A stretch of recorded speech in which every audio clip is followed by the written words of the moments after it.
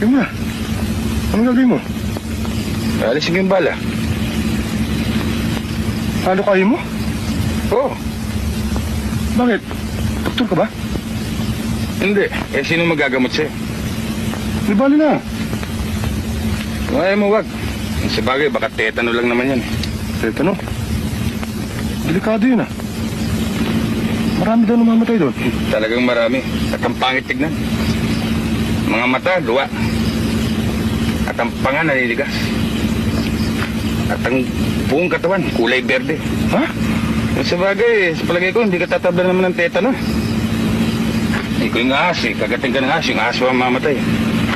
Kaya sa palagay ko, hindi na kailangan alisin yung balang yan. O kailangan. Kailangan. Sige, alis mo na. Nakahanda ka na. Oo.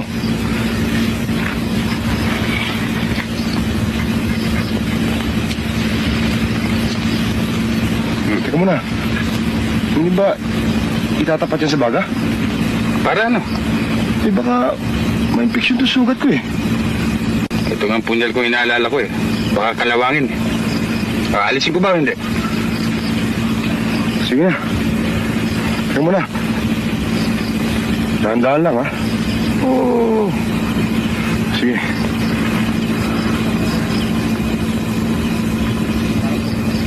Aray ko! Aray. Aray ko. Ano? Aray. Aray. Gumaganti ka, no?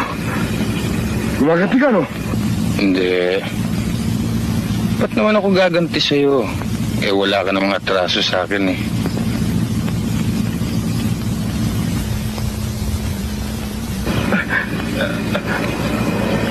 Gumaganti ka eh! Gumaganti ka! Ba't ako gaganti? Bakit? May atraso ka ba sa akin? Isipin mo. May atraso ka ba? Aray! Aray! Aray ko! Sige, sumigaw ka pa nang marinig tayo ng mga hapon at pasyalan tayo rito. Aray! Gusto mo yun?